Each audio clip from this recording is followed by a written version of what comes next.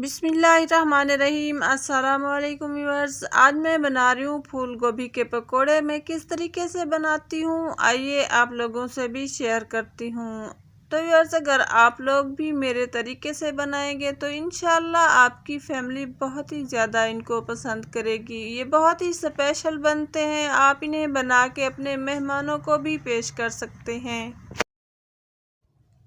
आज दोपहर के खाने में मैं आलू गोभी बना रही हूँ और गोभी का जो फूल लाए थे वो माशाल्लाह बहुत ही ज़बरदस्त था। तो मेरा दिल पकोड़े खाने को कर रहा था, तो मैंने अपने लिए थोड़ी सी गोभी निकाल ली है जिसके मैं पकोड़े बनाऊंगी और आप लोगों से भी शेयर करूंगी।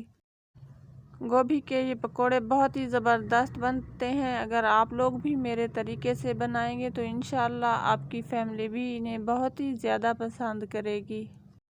बाउल में थोड़ा सा पानी लेंगे, इसमें ये गोभी डिप करके 1 चम्मच हम नमक का और थोड़ा सा सिरका डाल के हाथ से इसको अच्छी तरह मिक्स कर लेंगे और ऊपर से ढाँप के 15 से 20 मिनट के लिए हम इसको रख देंगे।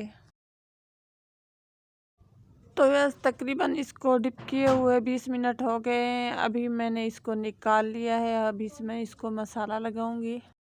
2 चम्मच मैं बेसन के लूँगी और चुटकी भर अजवाइन और चुटकी भर इसमें ज़ीरा शामिल करने हैं। आधा चम्मच खुश्क धनिया, चौथाई चम्मच लाल मिर्च और चुटकी भर हल्दी शामिल करनी है। इसे अच्छी तरह मिक्स कर लेंगे।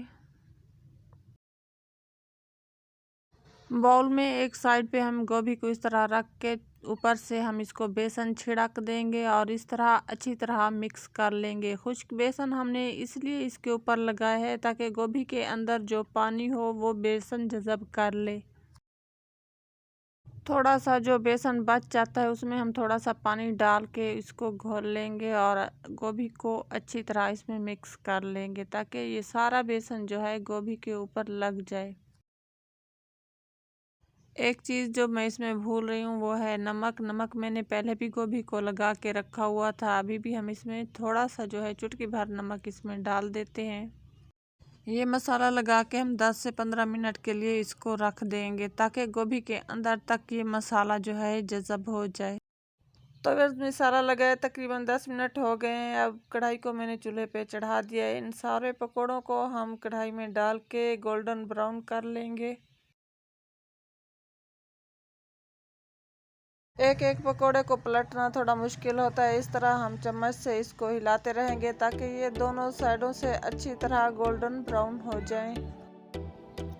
तो व्यूअर्स, उम्मीद करती हूँ कि हमेशा की तरह आप लोगों को मेरी आज की रेसिपी भी पसंद आई होगी। अगर पसंद आई हो तो वीडियो को लाइक और शेयर करना नहीं भूलना। अपना बहुत सारा ख्याल रखना है, दुआ में याद रखना है। इजाज़त दीजिए, अल्लाह हाफिज़।